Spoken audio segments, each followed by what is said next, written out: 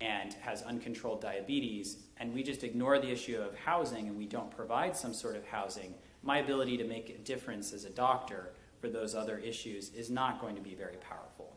Maybe they're drinking because they're depressed, because they're on the streets, and then they don't care about their diabetes, and so they don't do anything about it. So these things all revolve around each other, and so reframing housing as a form of healthcare helps us really get to the core of what's going on. If we talk about income, the very same principles apply. Somebody who has uncontrolled severe mental health issues is also not going to be able to maintain a job, for instance. That will be very difficult to do. And even if they have disability, SSI or SSDI, their ability to meaningfully manage their income in order to support costs that they must incur, food, etc., or support them in their housing is not going to be very good. The same thing happens with the example of diabetes. Somebody who's peeing on themselves due to high blood sugars isn't going to be able to keep a job. And all of this then comes together in an improved sense of well-being. If somebody doesn't feel like they're doing well and they don't have a good sense of self-worth, their ability to both manage money, manage a job, and manage housing are going to be impaired in a substantial way. And I told you I didn't want to ignore all of those other factors that sometimes underlie social issues. So I talk a lot about housing and income, but it is really, when we get down to the core of it, also about all of these other social determinants of health. Our patients, by and large, experience a lack of housing, access to food, transportation, income in a consistent manner, familial and social connections, and for some, education. Some of our patients are actually very highly educated. A few of them are physicians themselves.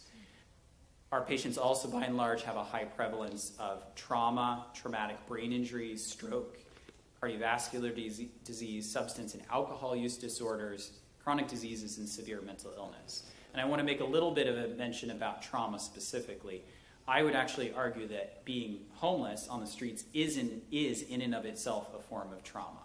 When you don't know what you're going to do when it's raining outside, when you don't know where you can stay dry and warm, when you don't know when your next meal is coming, when you don't know who's going to beat you up in the middle of the night and steal all your possessions, as we hear stories literally every single day in our clinic, that to me is trauma in and of itself. That is the definition of trauma. So we have to keep all of these things in mind and work with our patients, starting with the issues of housing and income, and then expanding out and saying what else is going on in your life, and individually tailor a plan to address all of these social determinants of health. And doing that really, just like the village, for homelessness as a larger issue, requires a large array of services. And the most important is at the top, which is linkage to other village programs and other community resources, social service organizations, who can help address these other social determinants of health. We can't do it by ourselves. But from a more traditional healthcare standpoint, we provide primary care, nurse triage, including same-day access. About 50% of our patients don't show up to their appointments, so we have a huge capacity to get folks in as they come into the clinic. Dental services, including dentures. Behavioral health and psychiatry, also on a walk-in capacity. Substance and alcohol use disorder, including medication-assisted treatment, and I'll talk a lot more about medication-assisted treatment later in this presentation. High-risk case management, which I'll also talk about later. Street outreach, insurance enrollment, and assistance with benefits, including disability, referral assistance, and dispensary services, among a number of other programs, but those are really the highlights. So now I want to talk about how specifically healthcare for the homeless can serve as an example for what we can do in the larger healthcare system. And I specifically want to talk about value-based care. I have no doubt for those that are in public health programs, this is a concept you're talking about in your classes, but I really want to make sure everyone has a common understanding of what value is. What is the definition of value?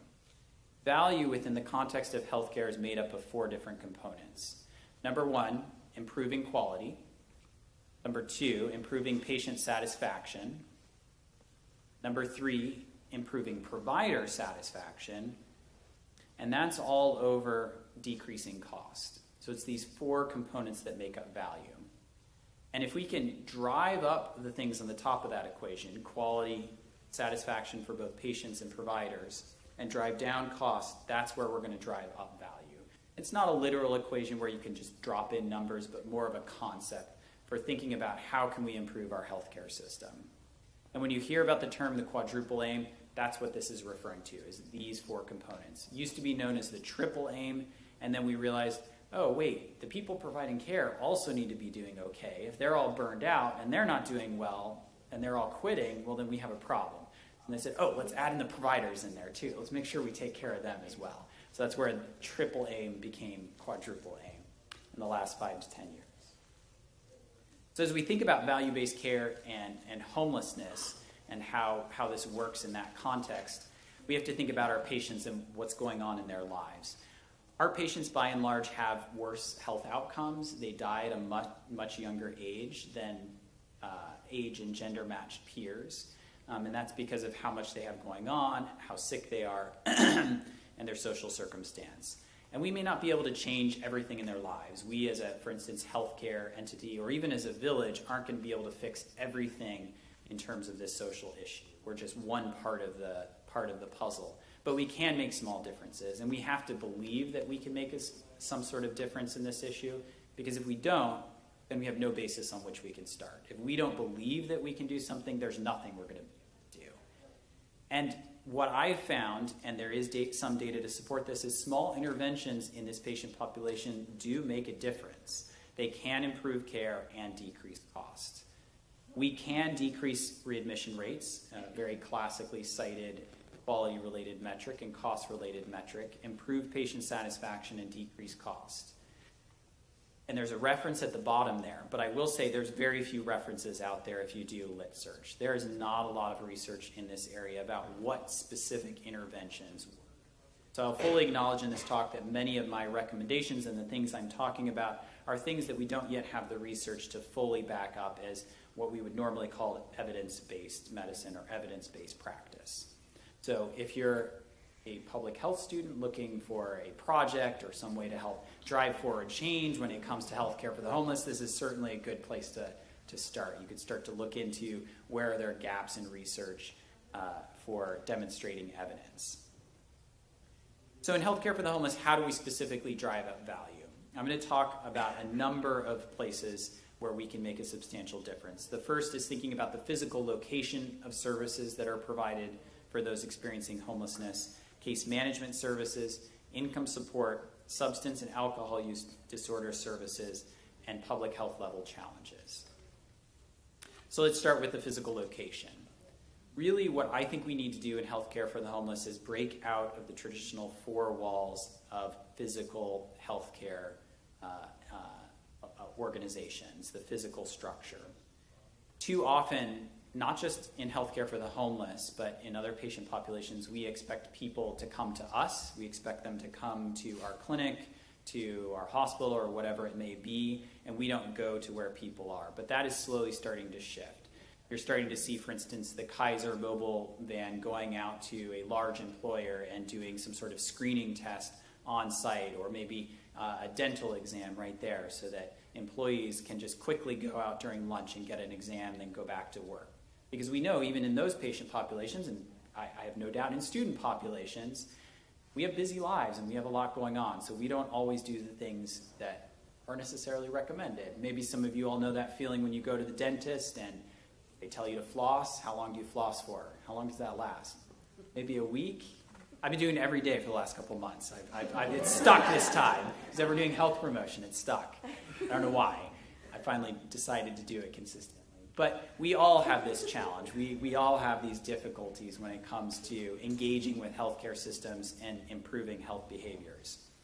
So why would we expect those experiencing homelessness to operate any different than anyone else in any other social circumstance? Really, we need to be bringing these services to people where they are. We need to bring healthcare services to them. Unfortunately, in terms of implementing this, especially when it comes to healthcare for the homeless, our healthcare system is broken. It doesn't incentivize this. Because currently, reimbursement is largely tied to a physical building. You have to deliver it at a location, at an address.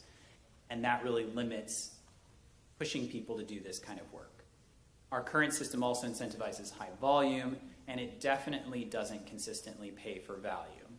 And nowhere is this more true than for federally qualified health centers, for those who know how FQHCs are funded. And we are an FQHC.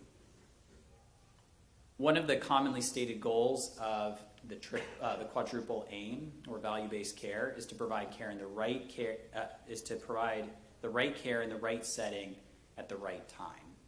And the way the system is set up, we're not consistently meeting that. So it's really about reframing and saying, how can we do this better in healthcare for the homeless, but also in other areas of our healthcare system.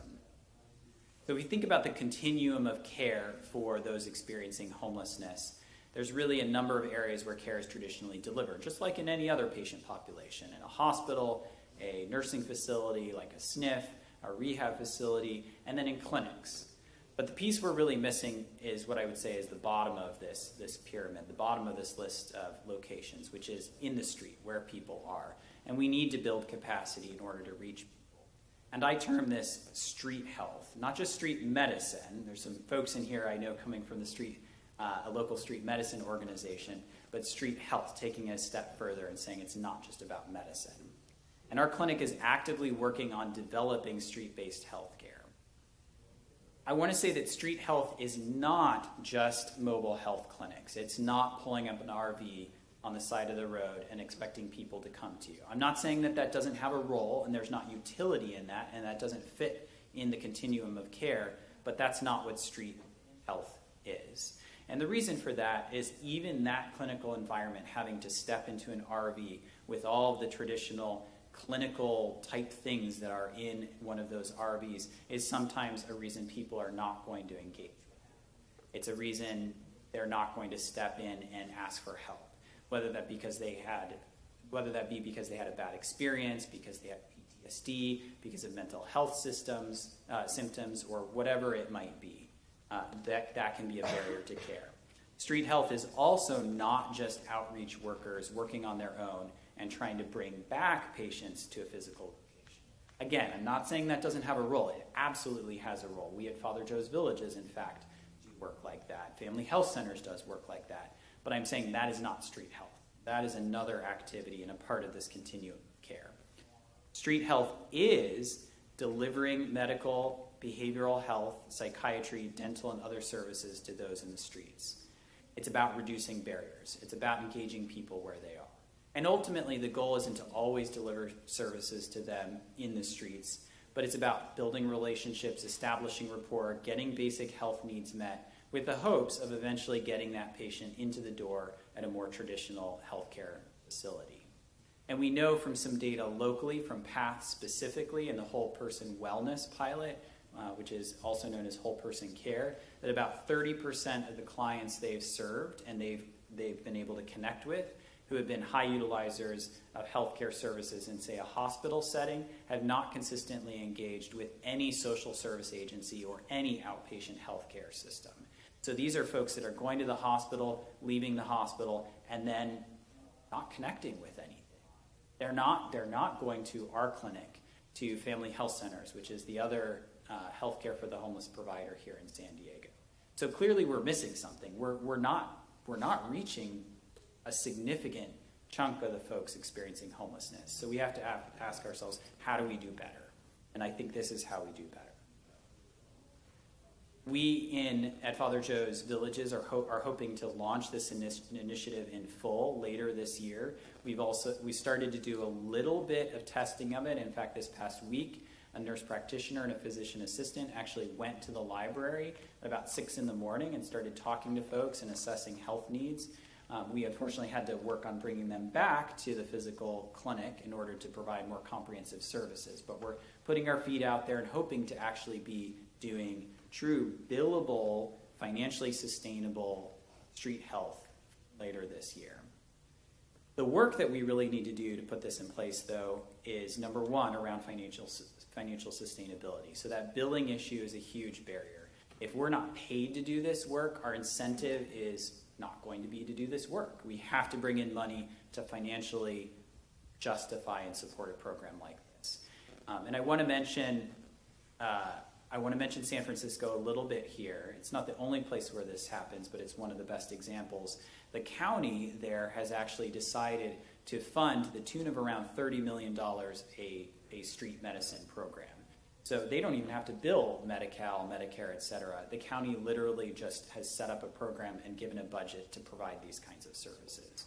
So it's not just even about billability, but about creating other funding structures to support this kind of work long term.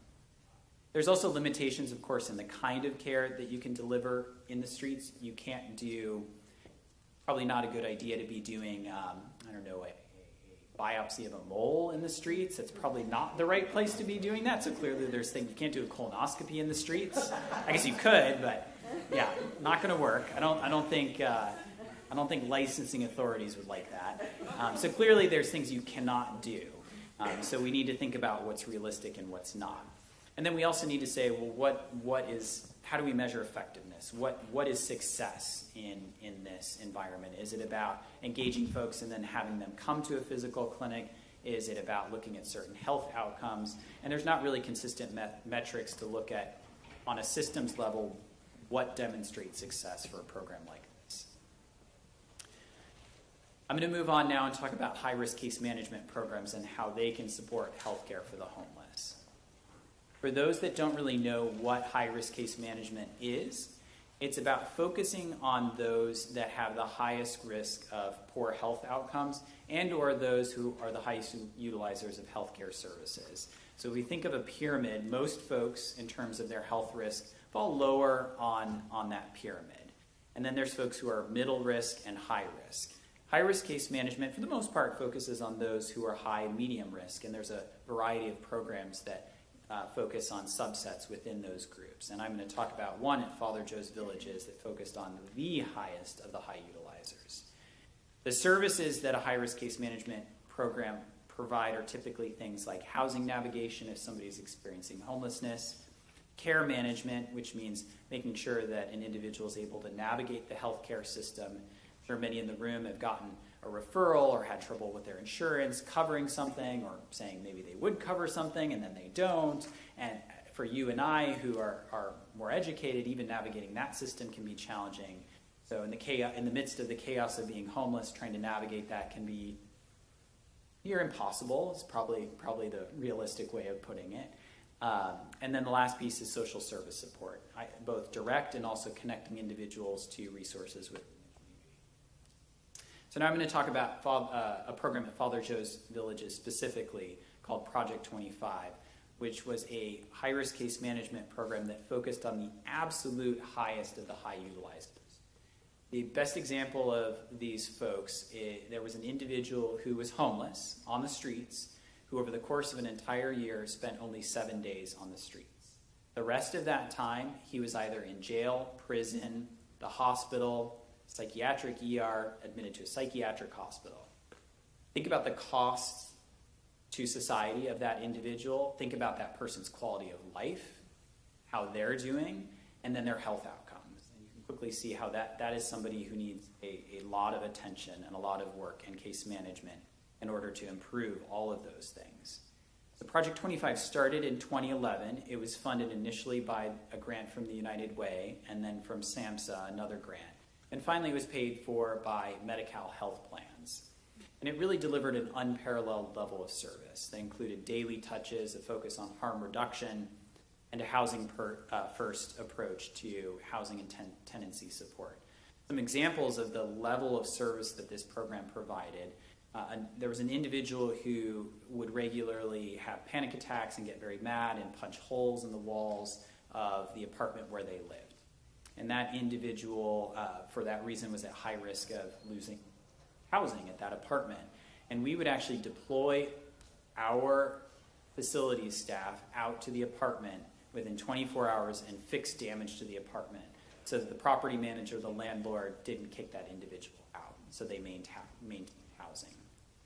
Another shining example of this level of service with harm reduction, there was an individual who had severe alcoholism who had drank for decades and decades and told us every single time we saw him, I will never stop drinking. I will not stop drinking. I don't care what you tell me, I will never stop drinking. Over years and years and years and years. He ended up with end-stage liver disease. He was dying of liver failure. And we were able to arrange for him to actually go on hospice with a 6-pack of beer a day He drank his beer. He didn't drink anything else. He wasn't drunk because he had tolerance, and so that didn't really affect him. But he died, a relatively happy man with his 6-pack of beer a day. So it also means reevaluating. A program like this also means reevaluating what does success look like, redefining success.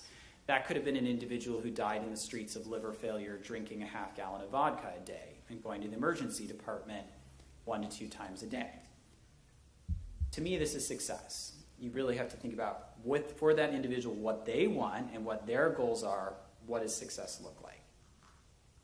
We showed that this program saved taxpayers $2.6 million for 20 participants over the course of a single year. Unfortunately, Project 25 wound down as a few other programs have started up here in San Diego. I'm excited about some of these other programs, but it's definitely unfortunate to see this very clearly successful program wind down over the last year or so. But I do want to focus on what we have moving forward. So the next big program that's coming in San Diego that I'm particularly excited about is Health Homes. Health Homes is a new Medi-Cal benefit that's going to launch in July of 2019, and it provides complex care management and case management to those who are high utilizers or those with complex health issues. And it does have a specific focus on a subset of those experiencing homelessness. And I'd estimate, just looking at the criteria, probably about 50 to 60% of our patients will meet the criteria for this program. So these are really the folks that we serve at Father Joe's Villages in the health center. It's definitely a program that's going to coordinate with pre-existing case management programs, so whole person care, which is also known as whole person wellness, to try to provide high quality services. But I think what's really exciting about Health Homes is that it provides funds on an unparalleled level to care for the neediest in San Diego. This is a much larger, high-risk case management program than we have ever seen before in San Diego. It's possible that we'll have tens of thousands of individuals on this program here in the county of San Diego. So it's really about scaling programs. We've done a lot of piloting of various programs in San Diego, but frequently what I've noticed is sometimes programs in San Diego, we get excited by the next shiny thing, we go after it, we say, yay, that worked, and then we get excited by the next shiny thing, and we don't scale what worked. And really we should say, oh, that worked, let's do more of that, let's dump more money into that and make that bigger. And so Health Homes is definitely that. Next, I'm going to talk some about income support and how healthcare for the homeless works to support income. The main way we do this, the main way healthcare can assist, is around disability application, so SSI and SSDI. Having disability for those whom meet the criteria for disability and can apply and get accepted, that income really helps support housing and it helps drive down homelessness. And it really should be a healthcare service, not just in healthcare for the homeless, but just in the healthcare system at large. But unfortunately, clinicians are in general not adequately trained in the disability application process. Staff are also not very knowledgeable about the process, and the disability process is quite slow. It typically takes 2 to 3 years for disability application to be heard and either rejected or accepted. And then if you end up appealing, it can turn into a many, many more year process. But there's some hope on the road, down the road, and I mean that literally, as the name of the program is HOPE here in San Diego.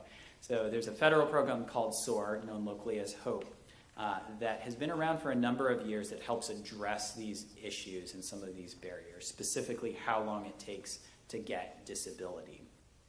What this program does is it vastly increases access to SSI and SSDI for those who are experiencing homelessness or at risk of homelessness and have a serious mental illness, medical issues, and or co-occurring substance and alcohol use disorders.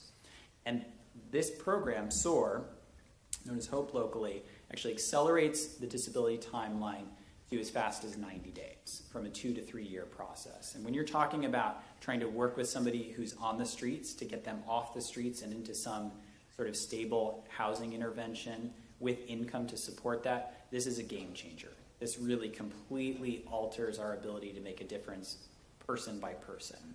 And I'm excited because there's actually some new funding called HEAP. You're going to hear this word a lot, HEAP, H-E-A-P, so pay attention to that in the news. New HEAP dollars from the state of California that's going to vastly expand SOAR here in San Diego. So keep an eye on that. This is an area of growth.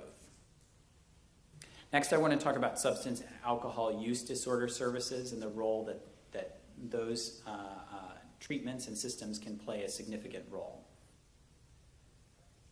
I want to talk about Drug Medi-Cal because this is a program that's changed substantially here in San Diego. Back on July 1st of 2018, the County of San Diego actually took over Drug Medi-Cal, which is one of the main reimbursement mechanisms for those who are offering alcohol and other drug or AOD services here in San Diego. And it actually increased the amount of dollars that folks can get reimbursed for the work that they do. And so it's really created this sudden energy in San Diego around expanding services. But on the flip side, it's also holding providers to a higher standard, and I think a better standard. One of the things that's changing is there's a big focus on harm reduction, things like naloxone, which is known as Narcan, reduced usage if folks are not willing or in a place where they want to quit using, even reducing usage, needle exchanges, and a variety of other programs. There's also a big focus on medication-assisted treatment, which is using medications like methadone, naltrexone, and buprenorphine to treat substance and alcohol use disorders. And I want to talk a little bit about MAT, or medication-assisted treatment, in more detail. MAT is a very evidence-based, so when we talk about all these other interventions, again, there's not a lot of evidence, unfortunately, yet, but MAT, there is quite a lot of evidence that this approach works for substance and alcohol use disorders. Specifically, it works for alcohol and opioids. For opioids, we've actually shown through large studies that it can decrease mortality by up to 59%. And there are few, even on a public health level, few interventions we have that decrease mortality by 59% over the course of a couple of years in a patient population or on a population level.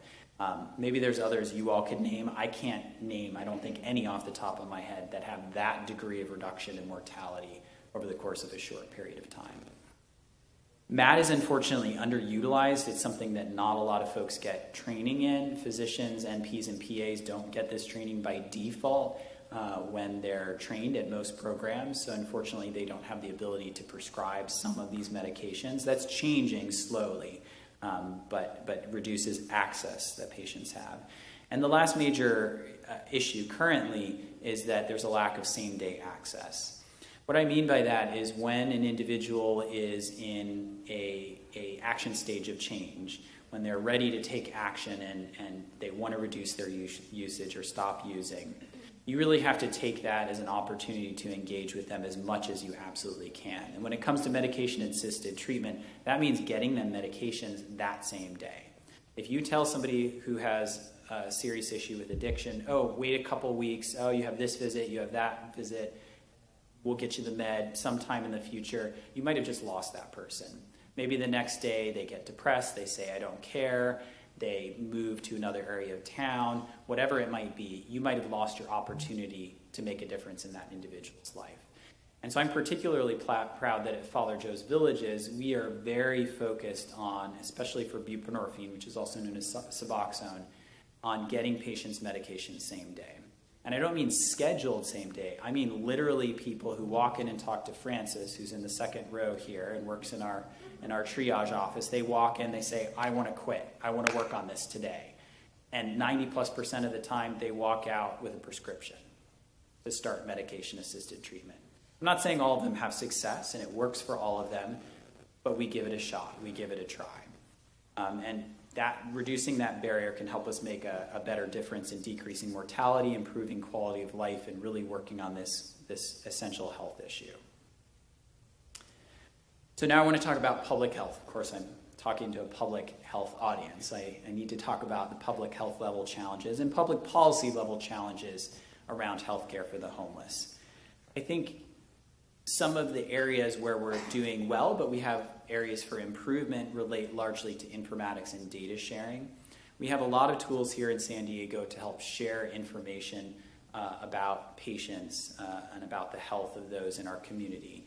Those tools include things like the Health Information Exchange, which is also known as San Diego Health Connect, the Community Information Exchange, which is run through 211 now, the Coordinated Entry System, and Homeless Management Information Systems, which are tools we use to help optimize where folks go when they come into homeless service agencies so that there's no wrong door. You can access any door and then find a bed or a resource at another organization, for example. These tools really can help us share information, prevent duplication or triplication of services, which happens all too frequently, and ultimately provide better care for those we serve. But there's some significant challenges with these tools.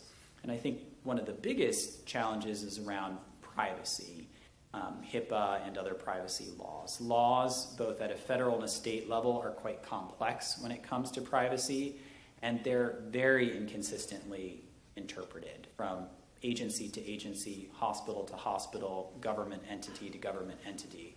You got a room of lawyers together from different hospitals. I have no doubt you'd have a very interesting conversation about privacy law and what that statute means versus that statute.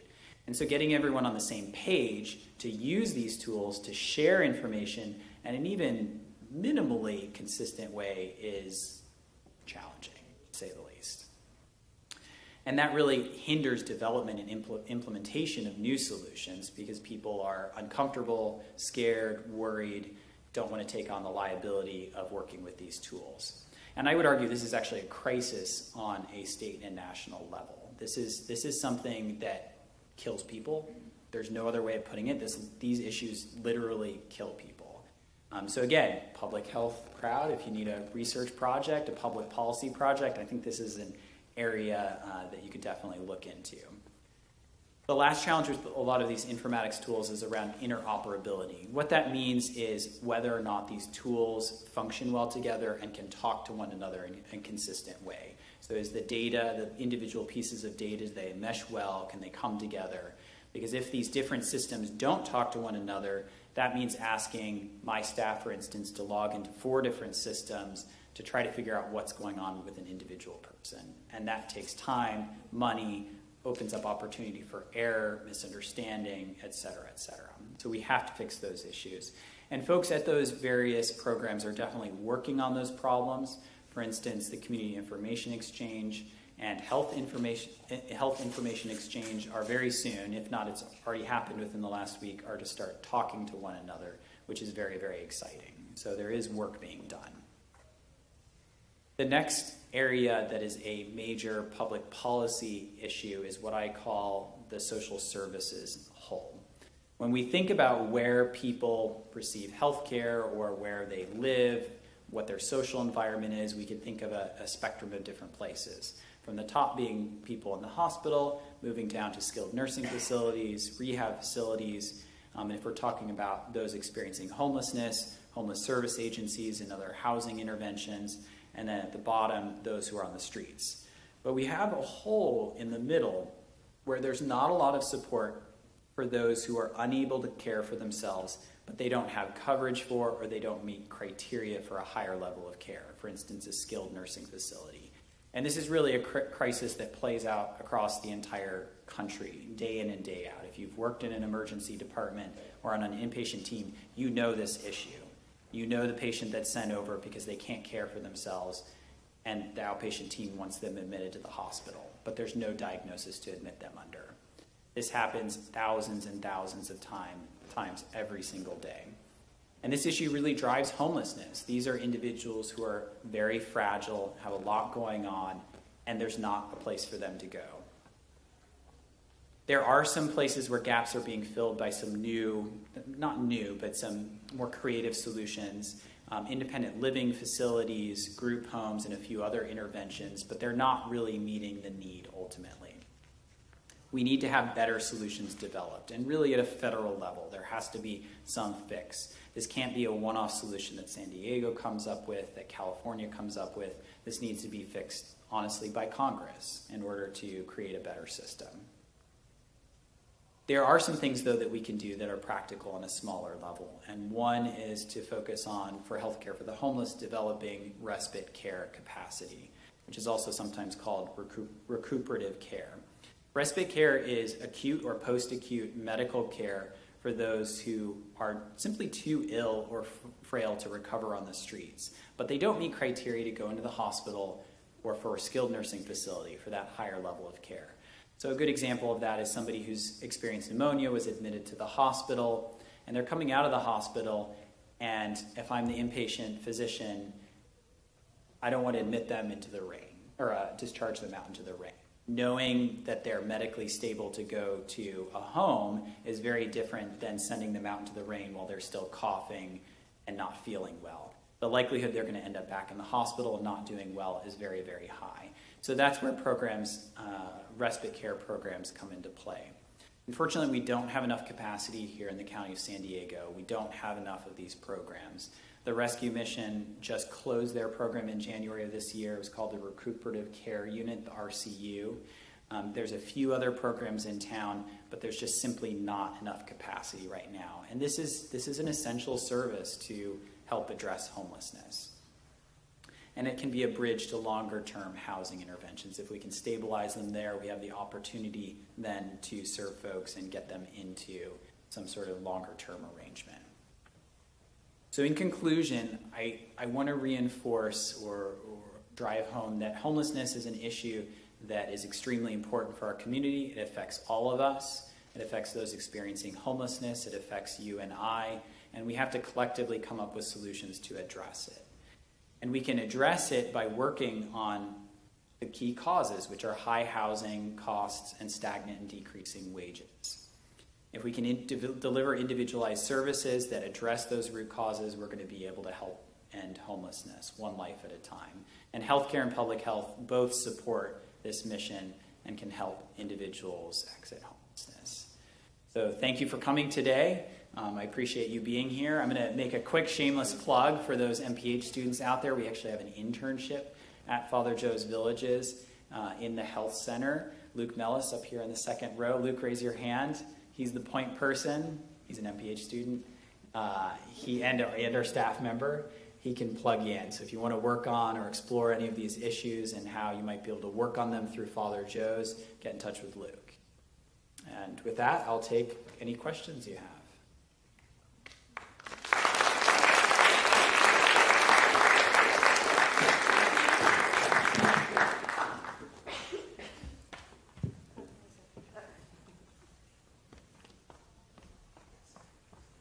All right, so do we have anyone with any questions for Dr. Norris?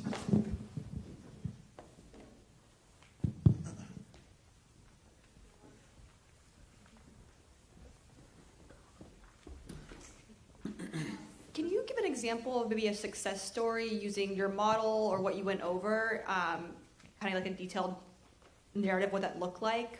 Sure, absolutely. Well, first I can tell you what it doesn't look like. Dr. Norris, would you mind repeating the question? Oh, yes, my apologies. We didn't mention that there is a live stream on KPBS, and the only hot mic for the live stream is that one. So the question is, could I give an example of how this model, I assume you mean street health, can potentially make an impact on an individual person? And I said that, well, first I can give you an example of how it's not working currently, and I'll take ownership over this as running a healthcare entity, and then I can talk about what it could look like, because we have had some success already, but the program is really just ramping up. So the way in which it doesn't necessarily work is there's an individual, and I'm going to anonymize the person, but my staff that are in the room will know who I'm talking about. There's an individual, a young man who's on the streets, who sits day in and day out. Every single night when I go home, I see him there, about 60 feet from the exit from our clinic. And that individual clearly has mental health or substance use issues. I don't know which for sure, but frequently is yelling at cars, threatens to throw shoes at passerbys, and is clearly not doing well. And we've made an effort to engage that person to some degree. We've talked to them. Our community health worker knows that individual, knows their name, but we haven't been able to reach that person and really make an impact and figure out what's going on for that individual. And so that's how, as an example, we're failing as a healthcare system. That person is literally 60 feet from our back door. and we're not making an impact. And that's because the system isn't set up to incentivize us to do that kind of work. It's the right work, but we have to be paid, and the structure has to be put in place to push that work forward. So that's how it's not working currently. We certainly have seen how it can work with those who come in and out of housing interventions. Our community health worker, who's here actually tonight, Eddie, give a shout out to Eddie. We have individuals who are on our high-risk case management list. We have a high-risk case management program within the health center. We keep about 20 patients, our most complicated patients, on that list. These are folks who end up in sometimes an interim shelter, a bunk bed arrangement, and then end up back on the streets. And we're constantly engaging with those folks, evaluating what are our goals, how do we get them into housing. And there's actually an individual who I can share as a success story related to that. It's a young woman who unfortunately used meth extensively and had a stroke as a result of that, and was unable to speak as a result of that, had what's called expressive aphasia. She could understand everything. She knew what people were saying to her, but she couldn't speak. She couldn't communicate, which is unfortunately a very frustrating condition to have, because you're sort of stuck in your bubble. That individual, she continued using meth, was on the streets, but through the work of our community health worker and our outreach worker and engaging with that person, and also some of our healthcare workers going out and providing some healthcare on the streets to that individual, we were able to build rapport and actually get that person into an independent living facility where, to my knowledge, they're still housed to this day. I'm looking at Eddie. Yes. So that's an example of how it can work. So we're doing that work, but we're not incentivized to do as much of it as we should be. That's the problem, is that the system isn't set up to do it. But I'm determined to not let that be a barrier, and we have some creative ways that are perfectly legal to allow us to do the work and forge forward. But I think that we need some systems fixes on a larger level to incentivize the work. So I think you answered a little bit of my question in your answer to that, but I was just going to ask, you mentioned a lot of pilot projects and programs come up and they're great, and then they kind of die out as something new and exciting happens, and I think that that's really common in this space, and I was just wondering if you had any examples of programs at Father Joe's or in other organizations or in other places that are long-term and successful, or that are created to exist in perpetuity, or if it really is the financial systemic challenge that's really prohibiting that. I was just wondering if you had an example of one. So I don't have an example of a specific program. I know there's a lot of data about, for instance, respite care programs saving healthcare systems and taxpayers substantial amounts of money across the entire country. There's other cities that have much more respite capacity. And I don't have those numbers off the top of my head, I apologize, but I know the data is out there to support programs like that.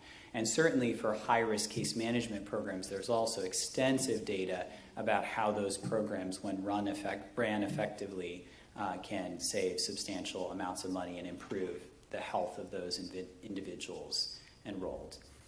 Locally, it's mostly the data from Project 25 that we have that shows that these programs work. Whole Person Wellness also has some initial data. The program's only been going on for a little over a year, if I'm not mistaken. So some of the data for that program is quite early. It's hard to show an impact sometimes that quickly. So there is data out there to show what works. But really, I think the key with scaling is we need to grab hold of those programs that do have that success and then focus on them and duplicate them in other places, geographic locations, so they don't overlap in terms of services.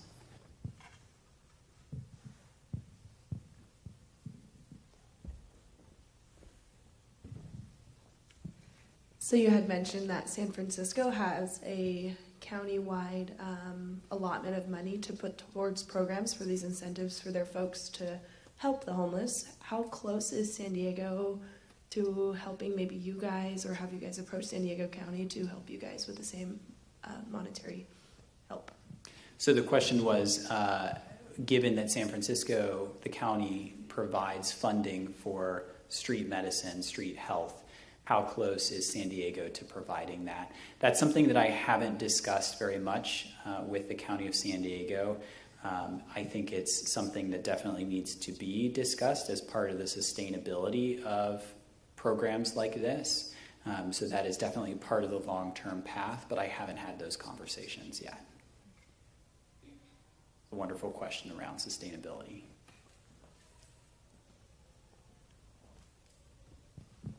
And then at the very end, you mentioned community health workers. So I'm sure the organization using them.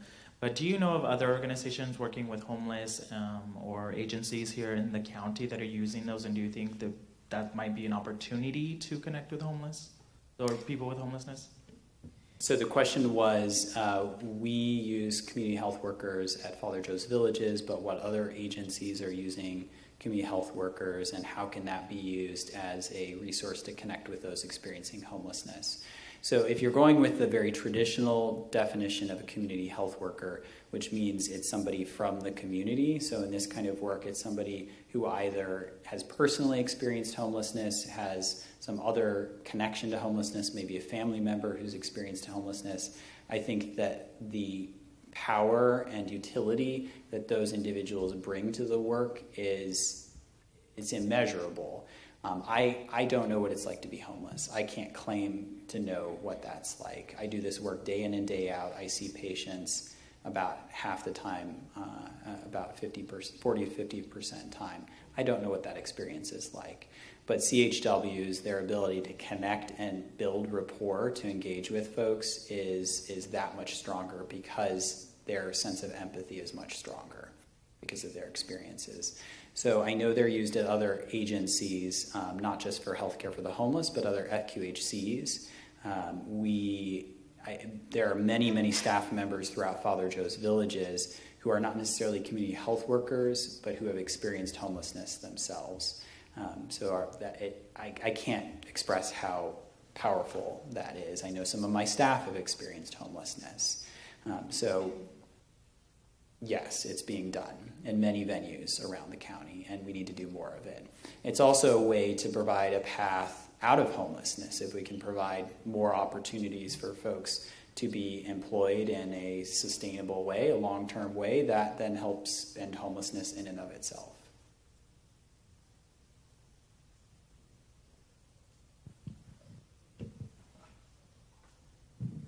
I'm actually curious to know if there's some kind of regional task force that gets together, say like monthly or quarterly, such as St. Paul's and the County of San Diego, to talk about what's being done to alleviate homelessness and I guess like the gaps in these systems. Mm-hmm. I guess you read about it every single week in the paper, and it seems like it's getting better and it's not. It kind of goes in waves. And I was just curious as to if there's some task force that gets together to talk about this on a continual basis. There are a number of different task forces. So there's the regional task force for the homeless on a county level. The mayor's office has its own homeless staff member who focuses exclusively on homelessness. There's a number of meetings that happen on a regular basis for service providers in the city of San Diego, where those folks are talking about what do we need to do to move forward. It's not necessarily just about healthcare, though. It's more about the entire continuum of care, social services at large. I would say the reason that coordinating all those services is hard is because, like any social system, there's many different inputs. The funding mechanisms, if I showed you a web of the different funding mechanisms for not just healthcare for the homeless, but social programs for those experiencing homelessness, your eyes would pop out. It's so complex. And then the effects that those different funding mechanisms have on how we all operate as service providers, it causes all sorts of chaos in the system. So that's really the challenge, is trying to cut through all the chaos of it and say, okay, how can we have a simpler system, simpler funding mechanisms that allow us to do the good work that we need to do and work together and in tangent with one another. That's really where we need to be moving. So the answer is yes, but there's systemic forces working against those efforts to collaborate effectively.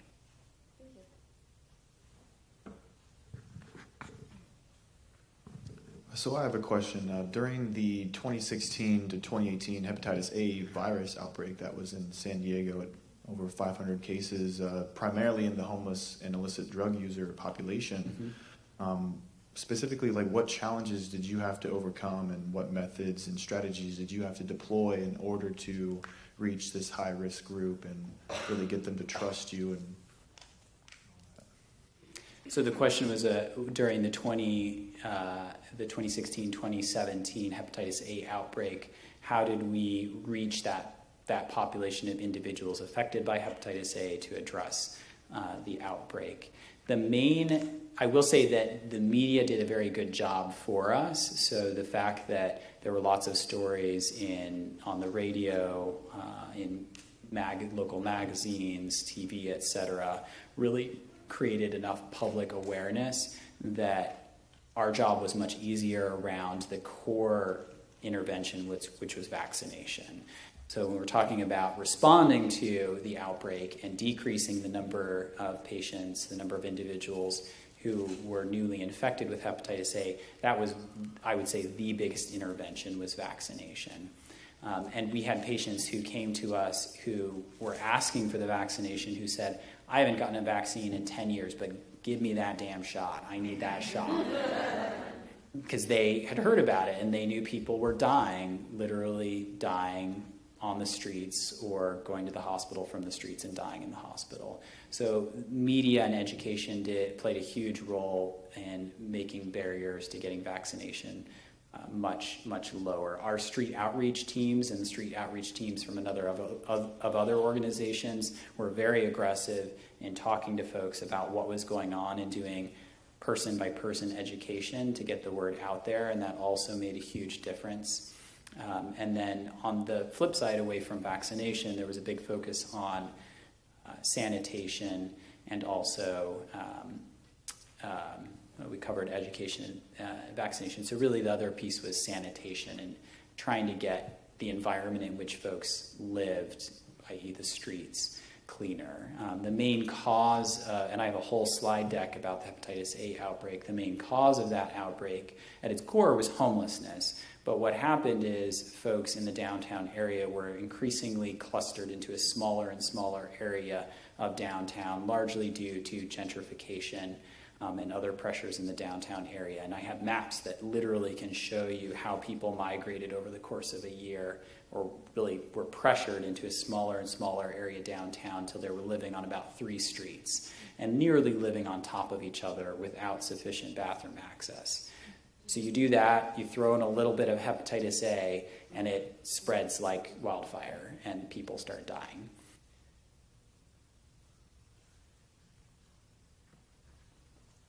Other questions? Oh, no, sorry. No? Okay. Actually, I do have a question. So I don't know too much, but I believe I heard like on NPR that hospitals are now being required to find housing for patients upon being discharged, and due to like the large amount of homeless individuals and the limited amount of like housing, do you think that's an issue? Do you think that will be an issue? And if they don't have housing, are they going to be required to stay in the hospital? So what you're talking about, let me find this. I actually have a few slides on this particular topic. So you are talking about State Bill 1152, which recently went in, is soon going to go into effect. This is a new state bill that requires that hospitals have discharge plans for those experiencing homelessness. And this bill, I want to stress, this bill doesn't require that hospitals provide housing. It requires that they have a clear discharge process and that they're evaluating the needs of their patients before they're discharged. So it doesn't put necessarily the onus on the hospital to actually house them specifically. But what it does do is it starts to say, hey, hospitals, you need to be more partners in this process. You need to be coordinating more effectively with both social service agencies and healthcare for the homeless entities and other healthcare providers in the community. And the power in this is that if we all can get on the same page and start to pool our resources, we'll be able to do more. So respite care is something that I think hospitals are going to be much more interested in the near future because of this new state bill, which I think is exciting because it'll provide the ability to create a sustainable program to support at least short-term housing for those who are medically vulnerable. So it's going to make a difference. It certainly will in the near future as it's implemented. And I've been asked to consult for a few hospitals on their plans related to this.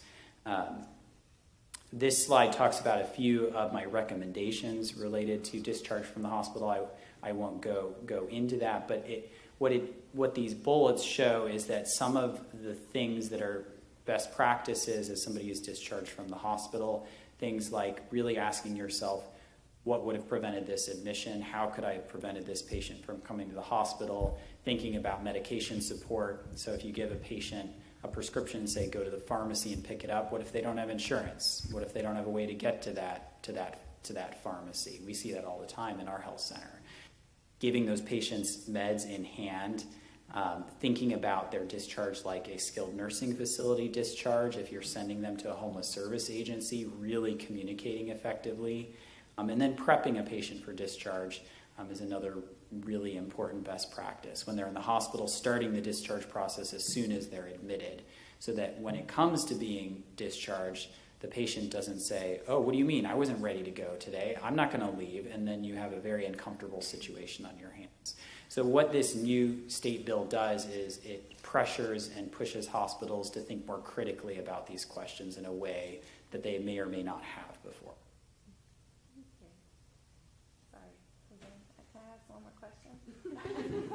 I just had a question about single occupancy rooms. So you said that they have decreased in the last few years, and I'm just wondering, do you know why that is?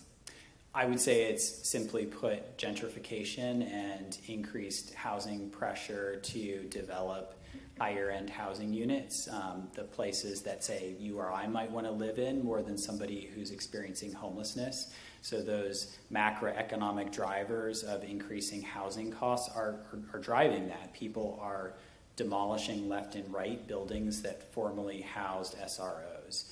And that is, beyond any doubt, driving homelessness in California and in San Diego. There's no question of that. And I apologize, I'm not repeating the questions. I keep reminding me to do that. So I actually have another question. So as homeless populations are usually continually stigmatized, and when they seek care in a clinic or a hospital setting, usually, like you said earlier in your presentation, they're not usually getting the appropriate care from these healthcare professionals. So what would you recommend for staff in that setting on proper training or services that they should know in order to properly treat them? Sure. So the question is, what in certain healthcare facilities, places like hospitals, what kind of training and support do staff need to provide better care to those experiencing homelessness? So I think that reflecting back on State Bill 1152, part of some of the results of that bill, some of the fallout of that bill will be that hospitals are going to put in place more consistent training programs for their staff and their clinicians so that they have a better idea of what a discharge process for somebody experiencing homelessness should look like or could look like. I talk a lot about, when I'm talking to other agencies that don't know a lot about homelessness, how patients who are experiencing homelessness typically overwhelm providers in a traditional clinic environment or a traditional hospital, not because they don't care, not because they don't want to do the right thing, but because they don't know what to do, because they haven't been trained what to do, because they don't have the support to do what they should be doing. And so it's really about putting in place that framework. So there are best practices. I will fully admit they're not fully evidence-based. We don't have the research to back it up, but there are things that have very, very obvious connections to supporting people's health and their social functioning in society that we can do on discharge. So this bill is forcing hospitals to look at these things. So I'm quite excited about it.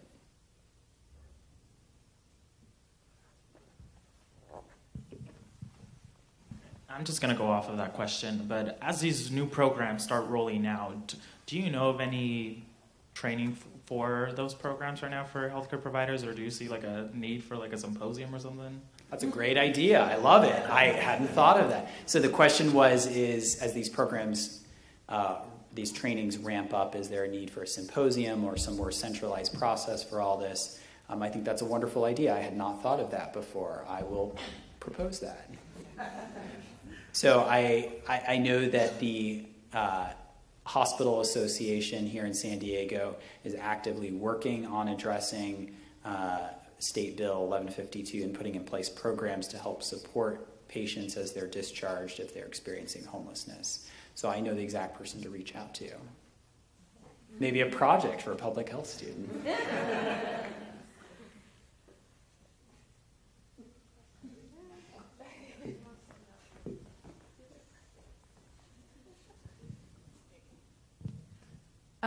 Can you speak to any services or resources here in San Diego for homeless youth who may be already in a marginalized community, like people of color, LGBTQ? Are there special services for those homeless individuals?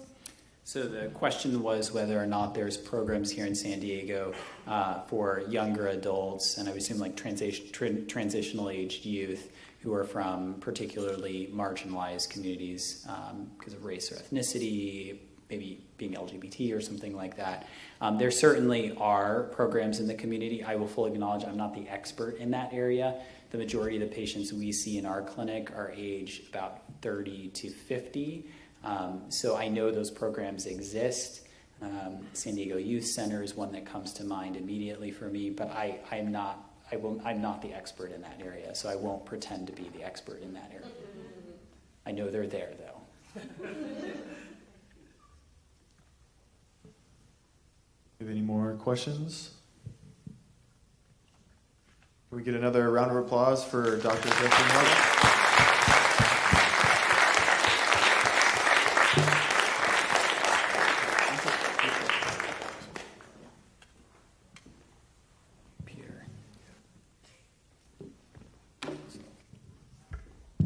Thank you, everyone, for coming.